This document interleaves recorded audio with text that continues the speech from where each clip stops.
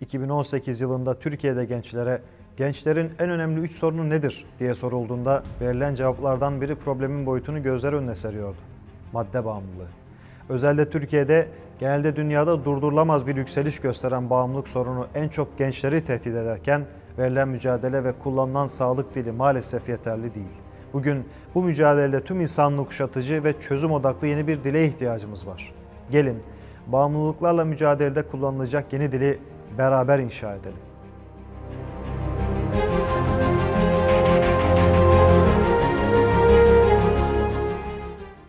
Genel anlamıyla bağımlılık, bir nesneye, kişiye ya da bir varlığa duyulan önlenemez istek veya bir başka iradenin güdümü altına girme durumu olarak tanımlanmaktadır. Bağımlılığın en eski çeşidi olan maddelerin kullanımı binlerce yıldır insanoğlunca bilinmekte ve keyif verici, ağrı giderici ve hastalıkları iyileştirici olarak çeşitli sebeplerle kullanılmaktadır. Fakat madde kullanımı ile insanların bağımlı hale getirilmesinin ilginç bir tarihi var. Bağımlılık tarihinin en eski örneklerinden biri olan Haşhaşiler, görevlendirdikleri fedailere cennet hayalleri görüp ölümü cesaretle karşılamaları ve yapacakları işlerin sonunda ulaşacakları nimetleri önceden tatmaları için esrar içiriyorlardı. Böylece iradelerini kaybeden bu insanlar canlarını feda etme pahasına birilerini öldürme görevini kolaylıkla üstlenebiliyorlardı. Bu örnek yöntem ve etkileri itibariyle bugüne benzese de bir gruba hastır. Oysa uyuşturucu madde bağımlılığının toplumsal bir sorun olarak ortaya çıkması son yüzyıllara aittir. Çin'de 7. asırdan beri ilaç olarak bilinen afyon, 17. asırda tütünün Amerika'dan önce Avrupa'ya, sonra da Asya'ya yayılması ve tütün içiminin yaygınlaşmasıyla yeni bir boyut kazandı. Afyonun tütünle karıştırılarak ağız yoluyla ölüm tehlikesi olmaksızın keyif verebilmesi içimini birden yaygınlaştırdı. İngiltere, sömürgesi Hindistan'da üretilen afyonu 19. asrın başından itibaren yoğun olarak Çin'e ihraç etmeye başladı. Bu sayede ithal ettiği Çin çayı ve diğer ürünler karşısında ticaret dengesini kendi lehine çevirmeye çalıştı. Kısa sürede İngiltere'nin Çin'e afyon ihracı onlarca kat artınca Çin imparatorları ülkelerinde hızla gelişmekte olan bu alışkanlığın iktisadi sonuçlarını fark etmekte gecikmediler. Daha 1729'da İmparator afyonun satış ve içimini yasakladı. Tırmanan gerilim iki büyük afyon savaşlarına neden oldu. İngilizler başkent Pekin işgal etti ve afyon ticaretini bir anlaşmayla garanti altına aldı. Koskoca bir imparatorluk, sömürgecilerin ekonomik çıkarları için bağımlı hale getirilmişti. Artık milletlere boyun eğdirmenin bir yolu da keyif verici, uyuşturucu maddeler olmuştu. Elbette bu son olmayacaktı. Bağımlılık ve zenginlik arasındaki ilişkinin kokusunu alan sömürgeciler, 1. Dünya Savaşı sonunda Almanlarla yaptıkları anlaşmaya, Alman laboratuvarlarında madde üretimine yönelik çalışmaların durdurulması şartını ekleyerek eroin pazarının Amerika lehine el değiştirmesini sağladılar. Zehir ticareti ekonomik savaşın açık bir koluydu artık. Bugün bağımlılık denilince akla önce uyuşturucu maddeler gelse de bağımlılık yalnızca belli bir nesneye veya maddeye yönelik değildir. Tanımdan da anlaşılacağı üzere yapılan araştırmalar sonucunda içki, sigara ve uyuşturucu bağımlılığı dışında kumar, teknoloji, pornografi gibi türlerde davranışsal bağımlılıklar olarak kabul edilmektedir. Ve elbette bu bağımlılıkların da büyük bir pazarı ve sömürgeci sahipleri var. Türkiye İstatistik Kurumu'na göre 2020 itibariyle 15-24 yaş grubuna mensup yaklaşık 13 milyon gencimiz bulunuyor. Gençlere 2018 yılında gençlerin en önemli 3 sorunu nedir denildiğinde ise cevaplar şöyle şekillendi. İş sahası eksikliği, eğitimde yaşanan sorunlar ve madde bağımlılığı. Gençlerimizin tespiti doğru fakat eksik. Türkiye'deki problem yalnızca madde bağımlılığı değil, tüm bağımlılık türlerinde veriler maalesef çok korkutucu. Ülkemizde 2 milyon sanal kumar bağımlısı var. İsveçli sanal kumar şirketleri gelirlerinin 1/4'ünü Türkiye'den elde ediyor. Aynı şekilde dünyadaki 5 milyar dolarlık kumar gelirlerinin %2,5'u da Türkiye'den elde edilmekte. Son yıllarda 18-25 yaş arasındaki oyuncu kitlesinde maalesef büyük bir artış gözlemleniyor. Gençler 3 saat 20 dakika internette, 3 saat sosyal medyada, 2 saat 58 dakika televizyonda, yani günde 9 saatten fazla bir zamanı ekran başında geçiriyorlar. Erkekler arasında pornografiye ilk maruz kalma yaşı ortalama olarak 12. Ülkemizdeki uyuşturucu bağımlı sayısının 1.700.000 olduğu tahmin edilmekte. Bunların %71,2'si 15-24 yaş arasında uyuşturucu kullanmaya başlamış. Türkiye'deki bağımlıların %82'si 20-35 yaş aralığında, yani genç nüfus arasında. Uyuşturucudan hayatını kaybedenlerin %90'ı ise 35 yaş altı. Şu an Türkiye'de iyimser tahminle 4 ve 7 milyon arasında değişik düzeylerde madde bağımlısı olduğu tahmin ediliyor. Afganistan'dan yola çıkıp Batı Avrupa'ya uzanan uyuşturucu güzergahı üzerinde bulunan Türkiye, 2019 yılında 19 tonla dünyada en fazla eroin ele geçirilen ikinci ülke oldu. Bir yıl içinde tüm Avrupa Birliği ülkelerinde yakalanan uyuşturucunun 3 katından fazlası Türkiye'de ele geçiriliyor.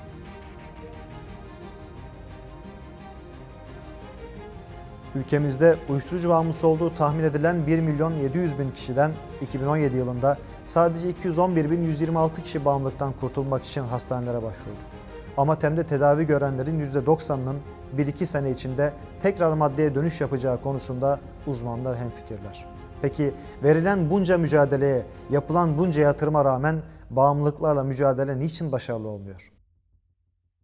Bugün dünyanın her yerinde bağımlılıklarla mücadele edilmektedir. Fakat bu mücadelede kullanılan dil ağırlıklı olarak sağlık dilidir ve bağımlılığın tıbbi sonuçları üzerinde durulmaktadır. Sağlık dilinin işe yarayıp yaramadığını anlamak zor değil. Başta Türkiye olmak üzere dünyanın tüm ülkelerinde bağımlılığın bütün türleri önlenemez şekilde yükselmektedir. Peki bunun sebebi ne?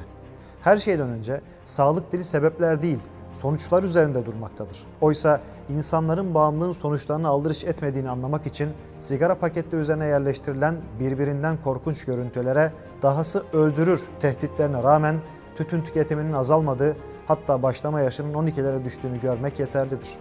Unutmamak gerekir ki bağımlılık bir sürecin sonunda gerçekleşir ve onu engellemenin tek yolu sebepler üzerinde durmaktır.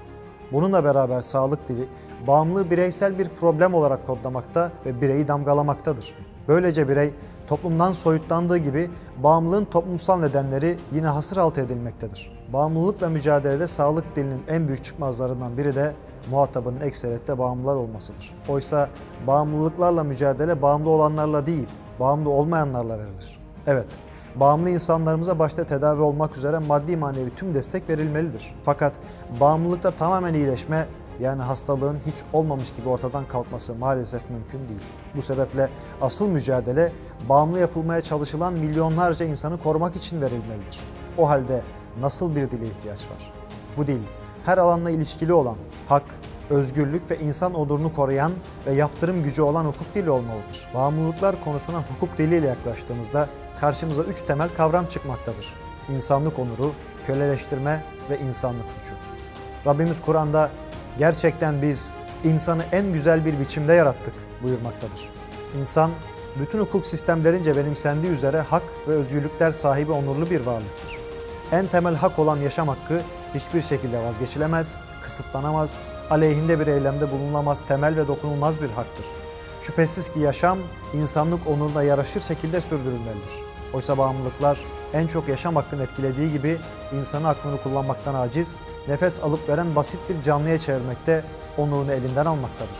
Söylediklerimiz bağımlılık denince yalnızca uyuşturucuyu anlayan insanımıza abartılı gelebilir. Oysa maddeden alkole, iddiadan teknolojiye tüm bağımlılıklar insanın iradesini el koymakta, onu köleleştirmektedirler. Kendisini vatansever olarak tanımlayan insanların sigara içerek Mehmetçiğe dönecek binlerce tır silahı sınırımıza yığan Amerika'ya mermi parası göndermesi iradesizlikten başka bir şeyle izah edilebilir mi? Bir süt parası bile olsa çocuklarının rızkını kumarda yiyen birinin aklı başında olduğunu söylemek mümkün müdür?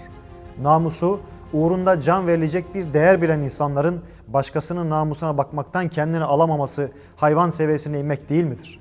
Kabul edilmelidir ki bağımlılık, büyük devletlerin de desteğiyle uluslararası sermaye şirketlerinin güçlerine güç katmak, daha fazla söz sahibi olmak için öteki toplumlara savaş açtığı siyasi ve ekonomik bir projedir. Bu yolla toplumları, vicdanları körelmiş, bedenleri çürümüş, beyinleri uyuşturulmuş, cepleri boşaltılmış, çocukları çalınmış, aileleri dağılmış, suç işleyen, sorgulamayan, çözüm üretmeyen, mücadele etmeyen, haksızlığa, zulme isyan etmeyen sürüler haline getirmek amaçlanmaktadır. Eğer insanlık suçu denen şey bu değilse nedir? Bağımlılıkla mücadele etmek için hukuk dili kullanılmalı diyoruz. Peki uluslararası hukuki metinlerde bu sorundan hiç bahsedilmiyor mu? Uluslararası Ceza Mahkemesi'ni kuran Roma Statüsü'nün 7. maddesine göre vücuda veya ruhsal ve fiziksel sağlığa ciddi zarara bilinçli olarak neden olacak nitelikteki diğer benzeri insanlık dışı eylemler insanlığa karşı suçlardan sayılır. İnsan Hakları Evrensel Bildirgesi'nin 3. maddesine göre yaşamak, özgürlük ve kişi güvenliği herkesin hakkıdır. Uyuşturucu maddelere dair 1961 TEK Sözleşmesi'ne göre uyuşturucu madde iptilası fertler için bir afet olduğu gibi insanlık için iktisadi ve toplumsal bir tehlike teşkil etmektedir. Avrupa Sosyal Şartı'na göre imzacı taraflar sağlığın bozulmasına yol açan nedenleri olabildiğince ortadan kaldırmayı taahhüt ederler. İnsanlığa karşı suçlar ile ilgili düzenlemelerde yer alan öldürme, köleleştirme, kişi hürriyetinden yoksun kılma ve vücuda veya ruhsal ve fiziksel sağlığa ciddi zarara bilinçli olarak neden olacak nitelikteki diğer benzeri insanlık dışı eylemler bağımlılıkla doğrudan ilişkili değil mi? Alkol, uyuşturucu, pornografi, kumar, sigara ve bütün bağımlılıklar insanoğluna yukarıda sayılan bütün zararları vermiyor mu? Fakat bağımlılık türlerinin tamamı saydığımız maddeleri ihlal ettikleri halde göstermelik birkaç hariç hiçbiri bu maddeler kapsamında kabul edilmemekte, hatta ticari bir meta olarak görülmektedir. Oysa uyuşturucuya başlama yaş ortalamasının 20 olduğu ülkemizde uyuşturucu öncesi tütün kullanım oranı %81, alkol kullanım oranı ise %38'dir. Bağımlıların %82'si madde kullanmaya esrarla başlamıştır. Madde bağımlısı bireyler de esrar kullanıcıları olmayanlara oranla 140 kat daha fazla madde kullanmaya meyillidir. Bağımlılık yapıcı maddelerin az ya da çok diye derecelendirilemeyeceği, her bir bağımlılığın diğerini tetiklediği ve aynı tehlikeye kaparladığı ortada. O halde bu göstermelik ayrım neden? Çünkü bağımlılığın uluslararası pazarı düşündüğümüzden çok daha büyük. Dünyanın en büyük ikinci ücretsiz pornografi sitesi yalnızca 2019'da 42 milyardan fazla site ziyareti aldı. Bu da günlük 100 milyondan fazla site ziyareti demek. Kullanıcısı 2,7 milyarı aşan küresel oyun sektörünün toplam kazancı 2020 yılında 160 milyar doları buldu.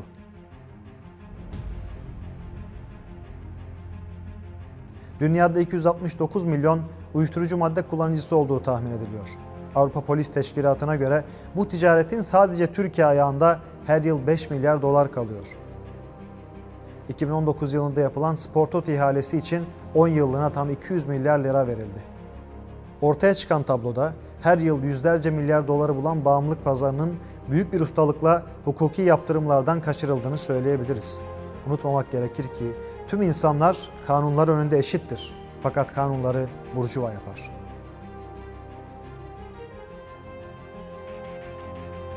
Şüphesiz ki bağımlılıklarla mücadelenin birden çok tarafı var. Fakat mücadelede tavizsiz olduğunu söyleyen bu tarafların tutarlı olduğunu kabul etmek pek mümkün değil. Kanunlarımıza göre kimse hak ve fiil ehliyetlerinden kısmen de olsa vazgeçemez. O halde kişinin fiil ehliyetini iptal eden tüm bağımlılıklar kanunen yasak olmalıdır. Zaten kanunumuzda kumar, alkol, uyuşturucu, tütünle ilgili düzenlemeler bulunduğu gibi devlet gençleri bu düşkünlüklerden koruma görevini kendi üzerine almıştır.